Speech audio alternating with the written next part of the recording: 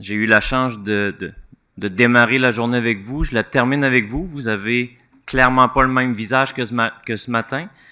Et ça se comprend. Longue journée. Je vais vous demander encore ce qui vous reste d'attention et d'énergie avant le cocktail pour entendre nos derniers conférenciers. Vous avez vu en cours de journée des exemples, je crois, assez concrets d'application du BIM, notamment chez les donneurs d'ouvrages publics, à travers ce qu'on vient de voir chez Hydro-Québec. Il y a eu quelques exemples chez Hydro-Québec, la Ville de Québec, qui était fort intéressante, Ville de Montréal, belle démonstration également de ce qui se passe de ce côté-là. Mais on trouvait important de permettre à l'ensemble des donneurs d'ouvrages publics de venir vous montrer quand même ou vous résumer très rapidement qu'est-ce qui se passe de notre côté, du côté de chacun des donneurs d'ouvrages publics, quelles sont les initiatives en cours, qu'est-ce qui est utile de vous partager pour que vous voyez un peu qu'est-ce qui s'en vient dans le portrait et dans l'écosystème. Donc, je vais inviter tout de suite à venir me rejoindre sur scène Luc Beauregard et Éric Berthiaume du ministère des Transports. Salut Éric, Luc a choisi le moment pour une pause santé, c'est ça? Marianne Nguyen et Benjamin Bacam de Parc Olympique. Renaud Clerc de la Ville de Longueuil. Et Félix devait être avec nous. Sophie-Hélène Chouinard également. Faut pas oublier personne. Et il y a Félix aussi de la SHQ qui devait être avec nous. Malheureusement, il n'a pas pu se déplacer. Donc, je vous partage quand même d'entrée de jeu. Je vais parler au nom de Félix quand même pour vous dire que la Société d'habitation du Québec fait de très belles choses présentement, notamment de leur côté en déploiement du BIM. S'il serait ici, Félix vous dirait que la SHQ a un rôle différent que les autres donneurs d'ouvrages publics. Ils ne sont pas officiellement des donneurs d'ouvrages publics, mais des promoteurs au niveau de la réalisation de projets de logement. Mais ils sont très, très, très actifs et des acteurs très importants de la feuille de route et font une très belle promotion. Ils devaient nous parler, ça sera partie remise, mais d'un projet qui se passe présentement du côté de l'Office municipal d'habitation du Saguenay. Un projet de, je crois, 250 quelques logements avec application du BIM, application recours au bois, recours à la préfabrication. Donc, ils sont vraiment dans l'intégration de toutes les approches collaboratives et de profiter de cette transformation qui est en cours présentement.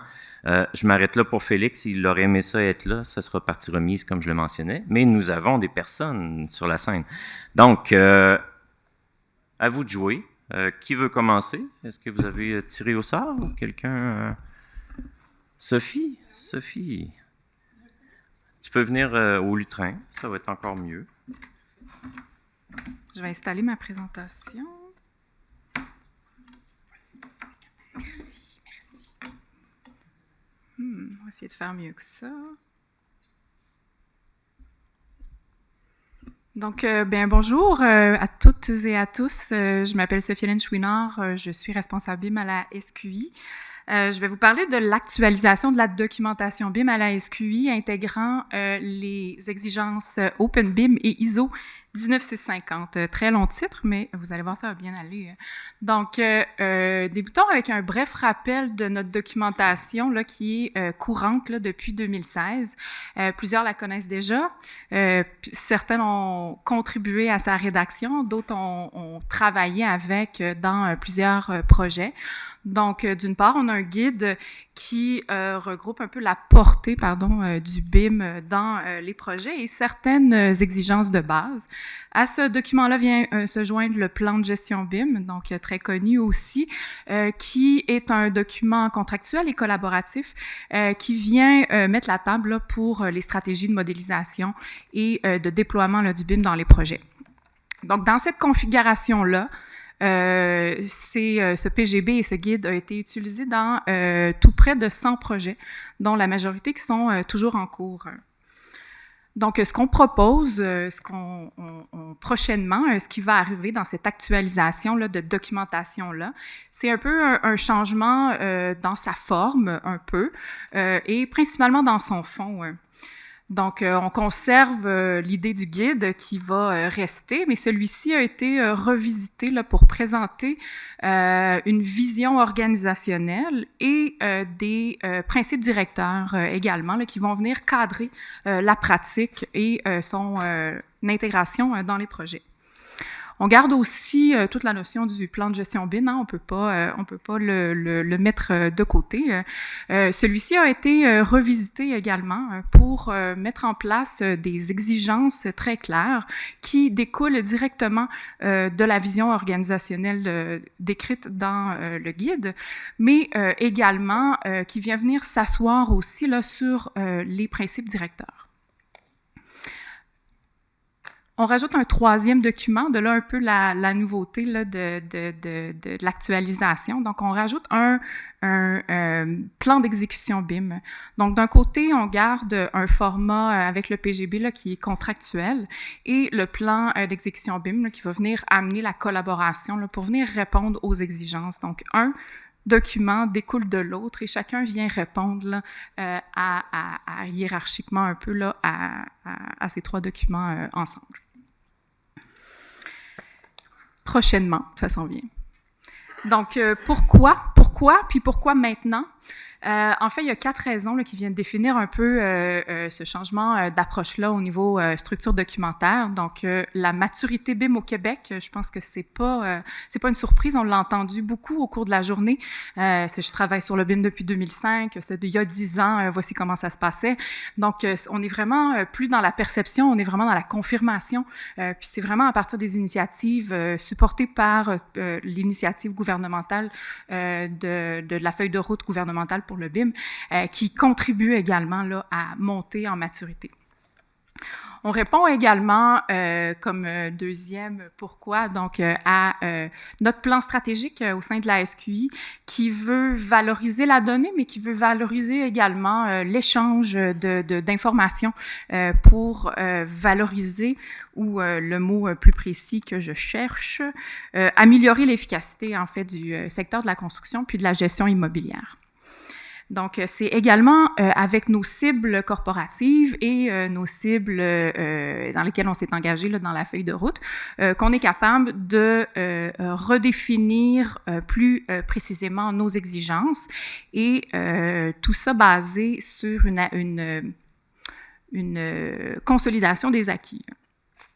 Donc, si je poursuis avec cette idée-là, justement, de consolidation des acquis, dans les dernières années, ce qu'on a pu confirmer, c'est l'importance de la planification du processus BIM au sein des projets. Donc, une responsabilité qu'a les donneurs d'ouvrage, c'est de clarifier leurs exigences en termes de structure du projet BIM, mais également en termes d'exigences informationnelles, de ce qu'on veut faire, de ce à quoi on s'attend pour utiliser la donnée, mais de laisser aussi la place à la planification de justement tous ces processus-là, puisque planification égale qualité également là, de ce processus-là. Quatrièmement, adoption de l'ISO, du groupe de normes ISO 19650. Donc, on le voit de plus en plus là, dans les acteurs de la construction au Québec. C'est l'adoption de ce groupe de normes-là. Je ne rentrerai pas, je sais qu'il est un peu tard, là, dans trop la théorie là, autour de l'ISO, mais ce qui est important à retenir, c'est que c'est vraiment une norme ou une série de normes, pardon, là, qui sert à structurer et organiser les informations tout au long du cycle de vie d'un ouvrage, de la conception, du début jusqu'à la maintenance. Donc, on est vraiment du début jusqu'à la fin, là, justement, pour pouvoir utiliser les informations qui sont demandées. À ça, ceci étant dit, donc j'ai pas le choix de m'en aller vers également l'OpenBIM, qui est une approche collaborative là, qui vient mettre aussi les bases là, de la collaboration en mettant de l'avant l'échange d'informations. Donc, c'est vraiment deux approches, je dirais, ou approches normalisées à laquelle la SQI adhère depuis 2016, puis qui sont littéralement indissociables. Donc, d'un côté, on structure, puis de l'autre côté, on échange, qui va venir ensuite soutenir la réelle valeur attendue là, du processus BIM dans les projets. Ce qui m'amène à vous citer la vision qu'on a décrite pour l'adaptation de nos pratiques documentaires, là, pardon, de notre documentation. Donc, je vous la lis telle qu'elle a été écrite parce qu'elle est vraiment très belle. Donc, la documentation des pratiques collaboratives BIM permet à la SQI de fournir à ses partenaires un cadre structuré avec des exigences claires et une portée standardisée, adaptée à chaque projet. Cela garantit une gestion et une livraison normalisée de l'information, favorisant une collaboration efficace et l'évolution continue des pratiques. Je vais l'apprendre par cœur, je vous le promets. Elle est vraiment belle. Hein? Moi, je l'aime bien, là, je suis charmée. Donc,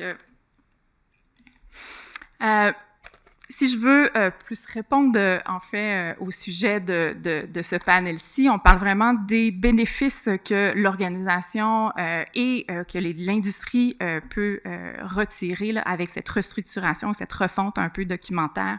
On est vraiment du côté de la meilleure gestion de l'information. Donc, on parlait de structuration, on parlait d'échange. Là, on est vraiment là pour augmenter la qualité des processus et des livrables afin de valoriser la donnée, mais de valoriser l'information. Hein, on en a parlé. On l'a entendu beaucoup là, au cours de la journée. Et les bénéfices pour l'industrie, puisqu'il y aura une meilleure transmission avec des exigences claires, il y aura une meilleure compréhension, une meilleure adhésion et ainsi un meilleur respect là, des exigences pour aller vers un gain d'efficience dans les projets. Donc, en résumé,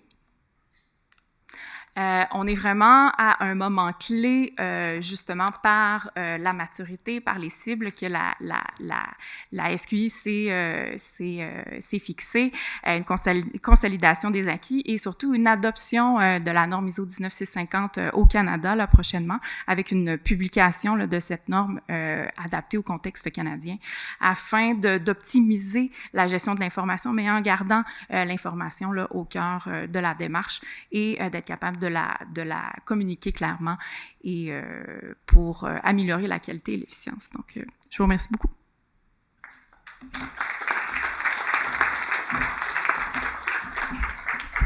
Merci, Sophie-Hélène. Est-ce qu'on a une question rapidement pour Sophie-Hélène? Quelqu'un aurait une question, un commentaire en lien avec la nouvelle documentation? Quand même, c'est un travail énorme et d'ailleurs, Sophie-Hélène et le reste de l'équipe ont travaillé énormément sur cette refonte-là de notre documentation. Documentation quand même qu'on chérissait depuis plusieurs années. Ça fait quand même depuis 2000... ça fait combien de temps? 2010 à peu près qu'on déploie du BIM dans des projets qu'on a commencé. Puis, je vous cacherai pas que j'étais pas loin derrière dans la rédaction de tous ces documents-là. Donc, voir ça évoluer avec une nouvelle version qui s'en vient, j'adore, j'aime ça. Petite question, moi j'en aurais une question s'il n'y en a pas qui viennent de la salle. Sophie, sachant que tu chéris particulièrement la gestion du changement et l'accompagnement dans cette transformation-là, à quoi les gens devraient s'attendre là, au cours des prochaines semaines, c'est quoi les prochaines étapes là, pour le lancement des documents? On est... Vous m'entendez bien? On a terminé la phase de rédaction. On est vraiment dans une phase de révision en ce moment, de relecture en fait. On va passer par l'incontournable révision juridique également. Il va y avoir prochainement des annonces là, qui seront faites sur les prochaines étapes. Donc, restez attentifs. Ça va s'en venir bientôt. Merci, Sophie. Suivant. Tantôt, j'ai senti un engouement du côté de Parc Olympique. Luc est levé. Hop. Alors, ministère des Transports. Éric, Luc, la parole est à vous. Alors, merci à tous, puis à l'année prochaine. Alors, on va passer ça rapidement quand même parce que je sais que vous avez beaucoup plus le goût qu'on discute de tout ça derrière le rideau noir tout à l'heure. Donc, on va passer rapidement là, sur les cibles du ministère, la vision ministérielle pour l'implantation, le cheminement pour l'implantation du BIM au ministère et les stratégies de déploiement. On va essayer de garder ça le plus agréable possible. Je vais donc skipper probablement rapidement cette diapo-là, compte tenu que, c'est le rappel des faits. Donc, 2023-2026 au ministère, on devait avoir débuté au moins 15 projets avec des initiatives BIM en 2023-24. Conception 3D utilisant des plateformes collaboratives avec une incrémentation de 15 projets en 2024-25 et de 20 projets en 2025-26. Et on doit aussi s'assurer de débuter le virage de la conception tridimensionnelle. À noter que lorsqu'on dit conception tridimensionnelle, on est bien conscient que dans l'industrie, comme au ministère, beaucoup de projets sont déjà conçus en 3D. Mais c'est vraiment aussi tout le virage de la norme graphique à la norme de conception paramétrable, etc., etc. Au niveau de la vision ministérielle, nous aussi, on l'aime, notre vision, là. On va mettre en place un processus de conception intégré permettant d'obtenir une maquette numérique de la conception qui peut être utilisable en construction afin de soutenir la création d'un jumeau numérique pour contribuer à la gestion des actifs. Bon, ça c'est un giratoire. On va passer ça rapidement. Donc, le BIM, ça ne se limite pas à la modélisation 3D. Vous le savez, on le sait. Pour nous, ce qui est le plus important, c'est la modélisation de la donnée et des informations qui sont liées à la donnée. L'information provenant des données conservées n'est pas nécessairement utile à être partagée et des fois, elle doit juste être stockée, des fois, elle doit être partagée. Bref, on est à tout définir ça et comme le ministère des Transports a plusieurs centaines de systèmes de données, donc, c'est un gros travail là, pour nous de notre côté. Puis évidemment, à chaque étape des données alimente l'étape suivante. Bon, vous aurez la chance et l'opportunité de consulter cette diapositive ultérieurement. Au niveau des objectifs, notre premier pas, parce que, soyons honnêtes, jusqu'à il n'y a pas très longtemps, le ministère travaillait encore comme on travaillait dans les années 30, 40 en format papier. Puis à un moment donné, on s'est dit, on va remplacer la règle par une souris, puis la feuille par un écran, mais on est resté quand même à travailler comme dans les années 30 puis 40. Donc, on doit revoir complètement les infrastructures en 3D, valoriser la collaboration des intervenants en temps réel, ou du moins en continu, pour optimiser les délais de conception, disposer d'une maquette de conception qui peut être utilisée en construction, puis par la suite servir à la gestion de l'actif. Donc, rapidement, notre feuille de route ministérielle. Bon, en 2024, on a plusieurs projets qui sont démarrés en conception 3D. En 2025, on va commencer les projets de conception collaborative. 2026, la création de jumeaux numériques. Pour qu'en 2027, on puisse faire de la gestion des actifs. Et à noter à chaque fois, c'est débuter la gestion des actifs. Débuter la conception. Okay. Pensez pas qu'en 2027, 18 000 km linéaires de route vont tout être modélisés en 3D, montrant les infras et tout. C'est pas vrai. Okay. On fait des projets pilotes en continu, donc à chaque fois qu'on est capable d'associer un projet à un apprentissage et une plus-value, on va le rentrer dans nos projets pilotes. Et évidemment, on travaille fort sur le développement des connaissances et des compétences. Merci bien. Merci, Luc. Justement, à propos de ce développement des connaissances, il faut prendre en considération que le ministère des Transports, je pense, a fêté son 100 ans durant la pandémie. Donc, cette transformation-là, ce changement de paradigme-là se fait justement par les projets pilotes que Luc a annoncés. Puis je pense qu'il y a beaucoup de donneurs d'ouvrages publics qui sont juste aussi dans ce changement de paradigme. Ce n'est pas seulement implanter un nouveau logiciel, c'est implanter une nouvelle façon de penser, contribuer à ça. Et justement, c'est un peu la stratégie du ministère via les projets pilotes, c'est essayer d'apprendre, de faire ce processus-là de c'est quoi les bons coups qu'on a fait durant les projets pilotes, quels sont les moins bons coups, qu'est-ce qu'on peut apprendre de ça pour continuer à progresser en tant qu'organisation. Donc, à ce jour, on a fait la construction de certains projets pilotes. Il y a déjà une douzaine de projets pilotes en cours, puis c'est quelque chose qui est en développement via la feuille de route ministérielle qu'on s'est donnée. Et là, je devance un peu ma présentation. Donc, au niveau justement de la stratégie 2024-2026, donc au-delà de la feuille de route gouvernementale, le ministère s'est doté d'une feuille de route ministérielle, donc quels sont les gains qu'on veut faire à l'interne. Donc, les bénéfices qu'on compte justement via cette stratégie-là, donc le respect de la capacité de notre écosystème à faire le virage. Donc, le ministère est sur l'ensemble du territoire québécois. On a autant les petits projets que les grands projets. On a une variété, une asymétrie au niveau de la maturité BIM parmi les partenaires avec qui on fait affaire. Donc, il faut le prendre aussi en considération. Donc, il faut respecter justement l'écosystème dans lequel on évolue. Continuer à apprendre, continuer justement à faire nos nouveaux apprentissages, continuer à adopter des nouvelles façons de faire. Donc, je parlais un peu de l'augmentation de la maturité BIM. Il y a nos partenaires avec qui on fait affaire. Il y a nous, en tant qu'organisation, faire cette mise en commun-là des talents et aussi contribuer à assurer des déplacements efficaces et sécuritaires sur le réseau. Ça fait partie de notre mission en tant que ministère pour ça. On a parlé beaucoup au courant de la journée, donc modélisation de l'existant. Luc parlait qu'ultimement, on va arriver vers l'utilisation d'un jumeau numérique en exploitation. Et tout ça dans le but de respecter notre engagement gouvernemental, donc les engagements qu'on a pris au niveau de la feuille de route. Plus concrètement, au niveau de la feuille de route ministérielle 2024-2026, donc dans nos premiers objectifs et indicateurs, on a créé des chantiers avec des représentants de l'industrie, donc faire ce partage de connaissances-là afin qu'on puisse tous évoluer de la même façon.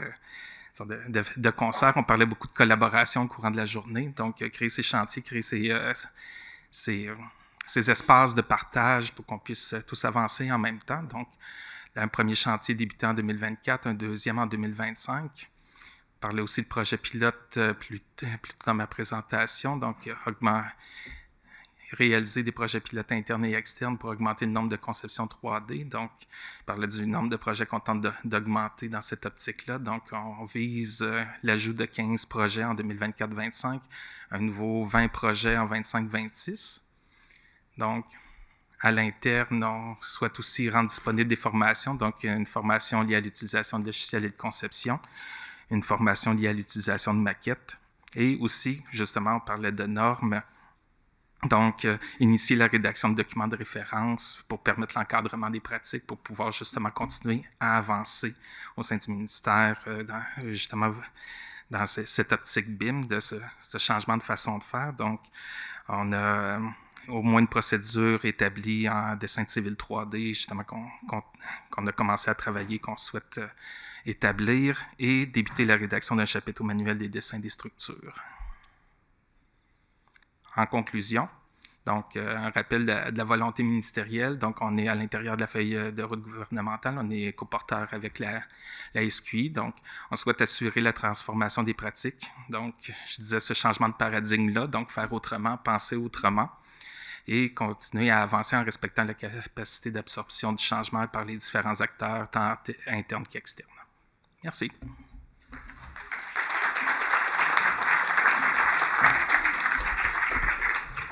Merci Eric, merci Luc. Est-ce que je vois des questions dans la salle? Oui, une question. Bonsoir à tous. Ma question serait de savoir quels sont les travaux du ministère par rapport aux formes contractuelles, donc dans la mesure d'émettre des contrats qui favorisent et qui facilitent la collaboration entre toutes les parties prenantes qui sont impliquées dans les différents projets. En fait, le ministère a déjà commencé à implanter certaines clauses contractuelles dans différents projets, que ce soit des projets conception, construction, financement, conception, construction, et récemment des projets là, plus courants, de type plus standard. Au-delà de ça, qu'est-ce que le ministère va mettre en place? C'est sûr qu'on veut en venir à avoir notre plan de gestion BIM. On veut en venir à avoir tout ce que la SQI fait. Là. On veut le faire, mais comme il faut.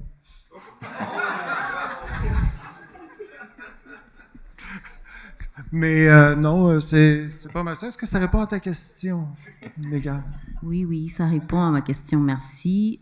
C'est juste que je pensais à, je sais pas, est-ce que au ministère, on pense arriver à un niveau de réalisation de projets en mode IPD, donc réalisation de projets intégrés par exemple, pas maintenant, peut-être dans un futur pas Dans très un lointain non plus. très lointain, dont on prévoit... Tu sais, je prévois que le BIM va être implanté au ministère avant que je prenne ma retraite quand même. Donc, on travaille fort au niveau des clauses contractuelles. Comme Éric en a parlé tantôt, on veut aussi intégrer des groupes de travail avec l'industrie, que ce soit l'industrie de construction ou l'industrie de conception, pour s'assurer là, que tout le monde travaille dans le même sens, sachant que ben, on a déjà des très bons alliés auprès là, des firmes de conception et de construction. Puis ben, aller chercher un maximum de connaissances et un maximum de paramétrage grâce à eux pour être sûr qu'on atteigne nos objectifs. Puis que, ben, ultimement, le BIM serve à tout le monde et soit un vecteur intéressant de changement pour tout le monde.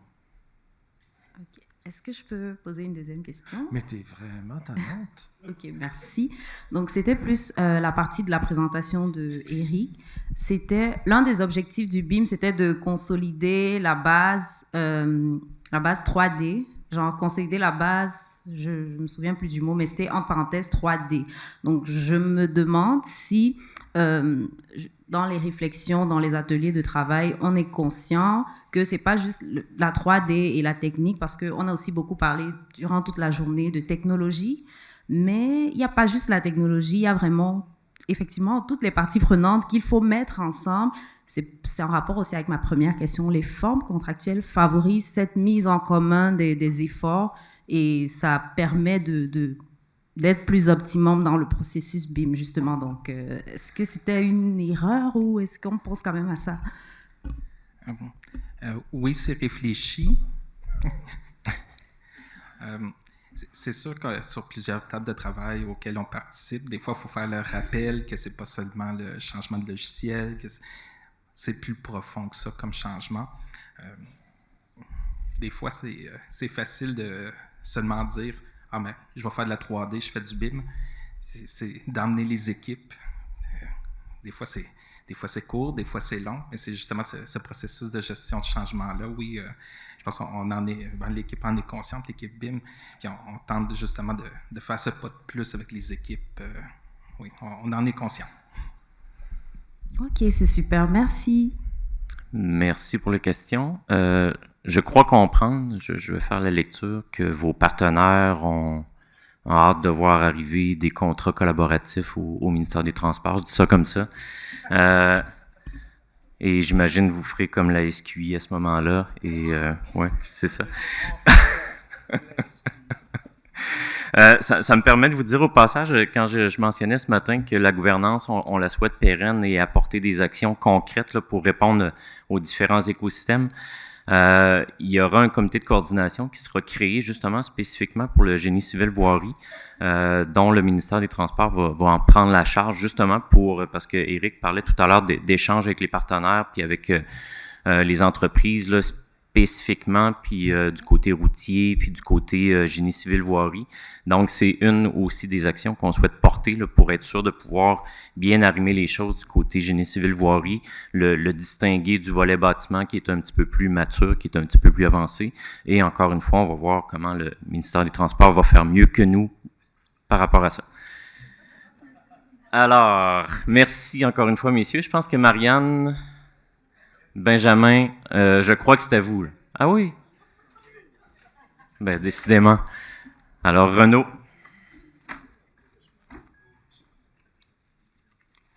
Elle est sur le bureau, normalement. Présentation.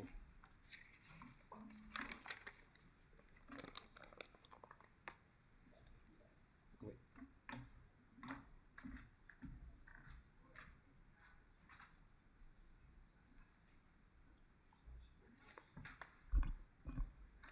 Bien, donc bonjour à tous et à toutes. Et merci aux organisateurs de nous offrir cette tribune aujourd'hui, c'est très apprécié. Pour vous mettre en contexte un peu, parce que la ville de Longueuil, ça fait pas longtemps qu'on a été annoncé à joindre la feuille de route, mais pour faire un rapide historique, donc en fait, en début 2023, la ville de Longueuil a approché les représentants de la feuille de route pour exprimer notre intérêt à rejoindre cette initiative. En parallèle, on a eu l'opportunité de réaliser de signer une entente d'aide financière avec Groubim du Québec pour réaliser un diagnostic numérique dans le cadre de l'initiative québécoise pour la construction 4.0. Et c'est en novembre 2023, finalement, qu'on a eu l'invitation officielle à rejoindre la feuille de route gouvernementale. Suite à cette... j'ai touché l'écran. Suite à cette invitation, on a établi un plan d'action de déploiement du BIM qui a été approuvé par notre direction générale en juillet 2024, donc c'est vraiment très récent, et avec l'annonce de la mise en œuvre d'un projet pilote qui est d'ailleurs inscrit dans la feuille de route actualisée.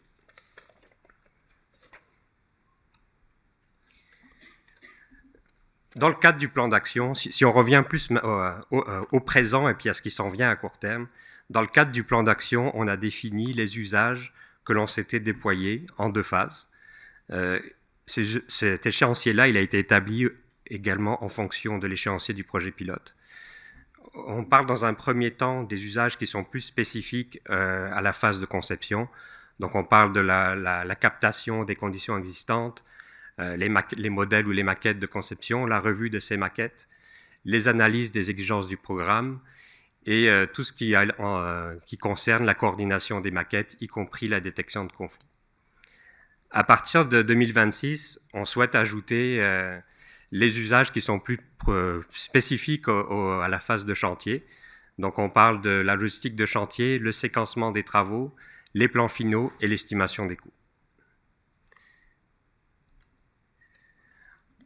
En collaboration avec l'équipe d'Éric Poirier, on a initié un travail pour identifier les indicateurs pertinents que l'on voulait suivre pour le déploiement du BIM et pour mesurer les bénéfices justement et puis pour rassurer notre direction générale sur l'intérêt de déployer le BIM éventuellement à plus grande envergure. Donc on parle des indicateurs qui sont liés au budget, à l'échéancier, la qualité du projet, la portée du projet, l'innovation de l'approche et la productivité.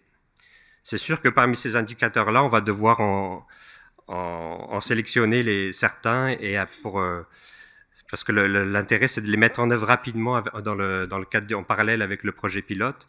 Donc on va devoir s'assurer de sélectionner les bons indicateurs qui vont nous permettre de mesurer les bénéfices que l'on souhaite. Certains d'entre vous l'ont peut-être déjà entendu. Je sais que Laura, qui est présente dans la salle, elle a déjà fait des présentations. Le projet pilote qui a été sélectionné pour le déploiement du BIM à la ville de Longueuil, c'est le nouveau poste de police 68 qui sera construit au 6840 boulevard Milan. C'est à Brossard, ce n'est pas une erreur. C'est la ville de Longueuil qui, dans le cadre de ses compétences d'agglomération, réalise ce projet. C'est un investissement total estimé à 54 millions de dollars, qui inclut les coûts d'acquisition du terrain, les honoraires professionnels et les coûts de construction, évidemment.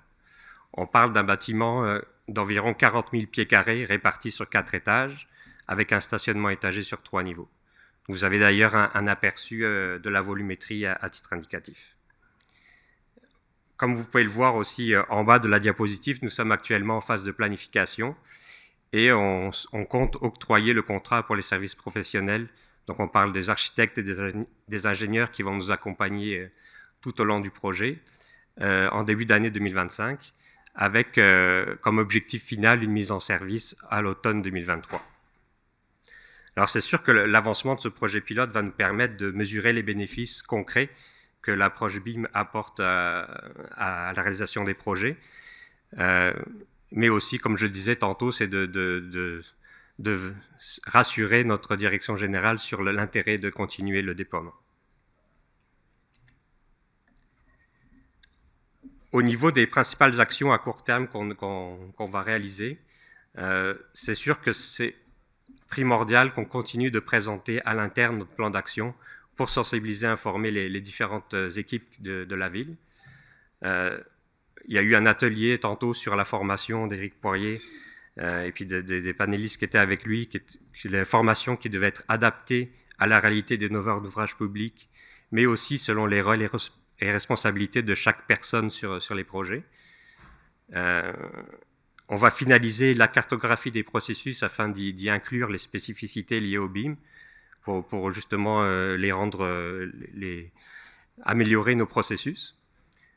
Et tout ce qui concerne aussi évidemment les besoins plus techniques avec les technologies de l'information, donc on parle de stockage, les outils, équipements informatiques que la ville va devoir aussi acquérir. Donc on en a parlé tantôt au niveau du travail sur les indicateurs. On va poursuivre le travail avec l'équipe d'Éric Poirier afin de s'assurer que ce soit les bons indicateurs qu'on ait choisis. Et surtout, c'est de voir quelles sont les données et les documents qu'on doit collecter afin de les mesurer efficacement. Et sans oublier, bien sûr, le déploiement de chaque usage BIM dans le projet pilote. Donc, bien qu'il soit encore trop tôt pour vous parler des bénéfices concrets qu'on a constatés à la ville, on est déjà bien chanceux de faire partie de la feuille de route parce que ça nous permet de bénéficier aussi de l'expérience et de l'expertise des autres. Et aussi, on est heureux de la confiance et du support qui est apporté par notre direction générale. Merci.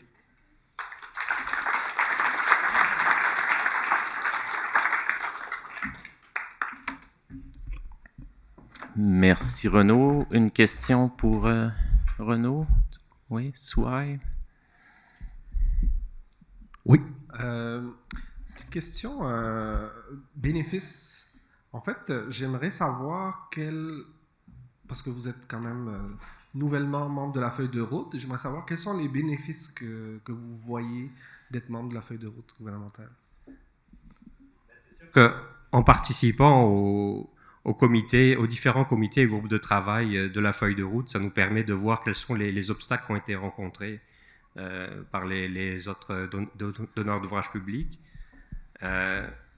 Mais aussi, ça permet d'avoir accès aussi à certains accompagnements, des mandats d'accompagnement d'un avis public notamment qui a été réalisé par la SQI pour accompagner les donneurs d'ouvrage publics pour le déploiement du BIM, que ce soit au niveau stratégique, mais aussi opérationnel tactique sur le projet pilote. Parfait. Donc c'est vraiment ça. Donc c'est l'échange qui apporte le bénéfice. Parfait, merci. Oui. Merci pour la question. Merci encore Renaud. Le regardons. Je crois que là c'est vraiment votre tour, Parc olympique.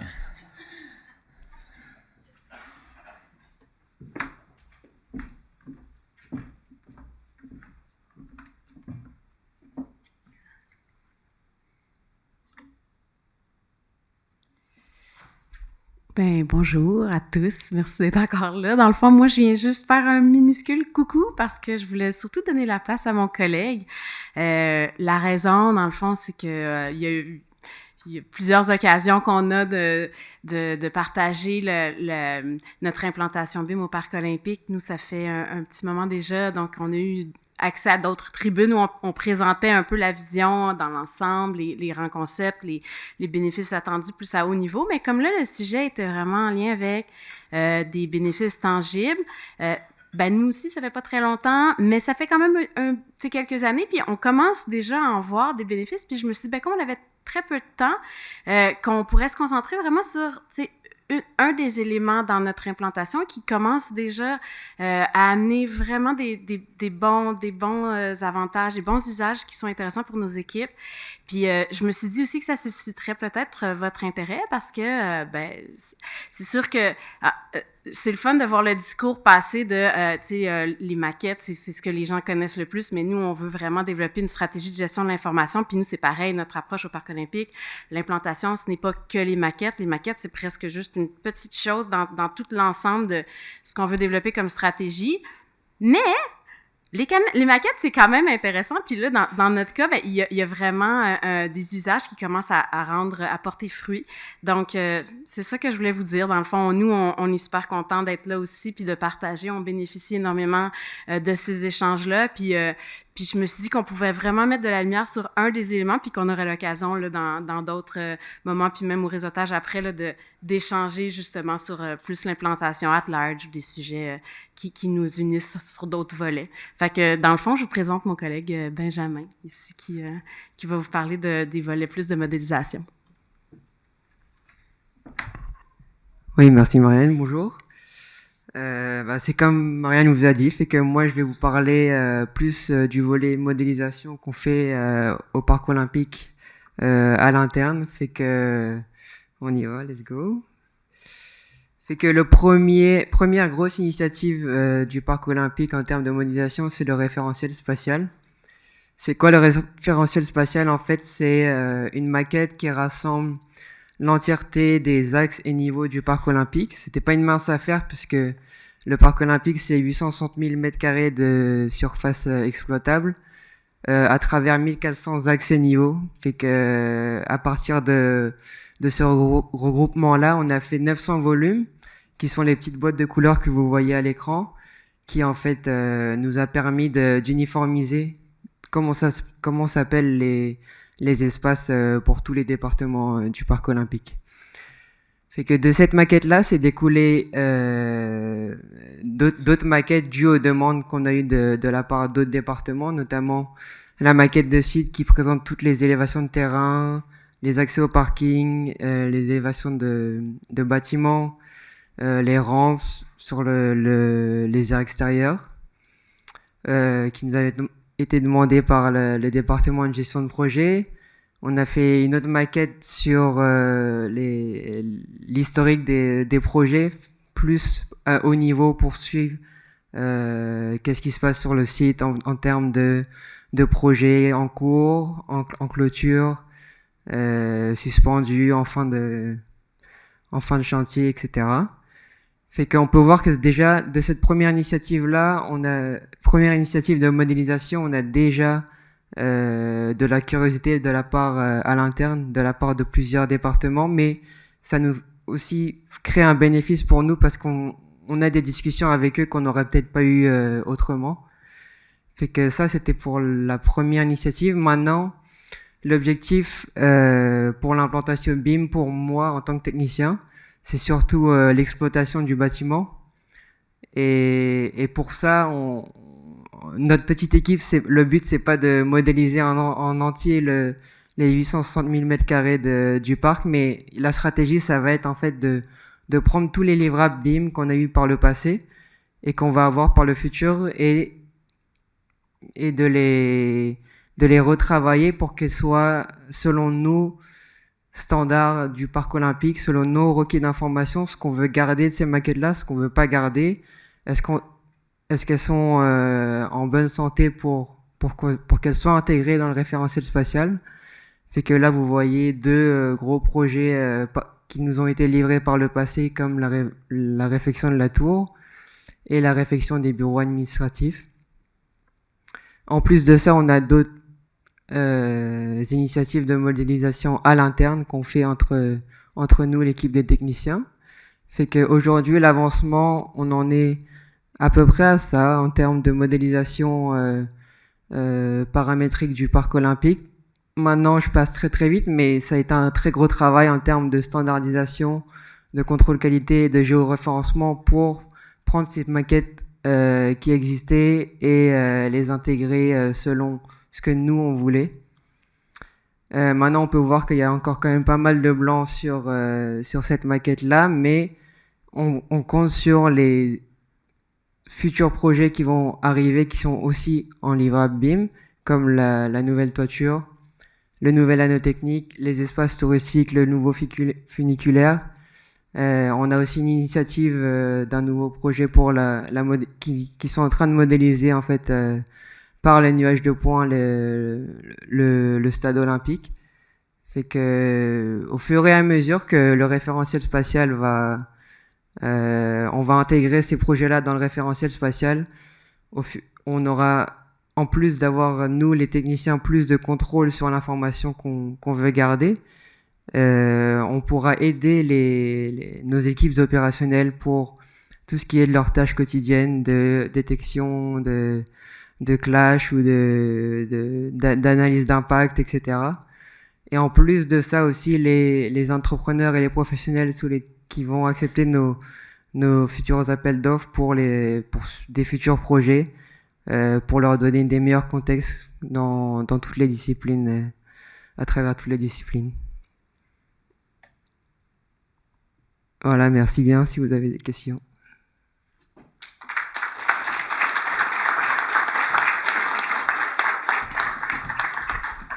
Merci à vous deux. Des questions pour Marianne et pour Benjamin? Merci Marianne, merci Benjamin. Démarche très intéressante. C'est très agréable de vous voir évoluer à travers tout ça. Donc, c'est ce qui met fin au dernier atelier de la journée. Je redonne la parole à Geneviève pour les mots de la fin. Merci tout le monde.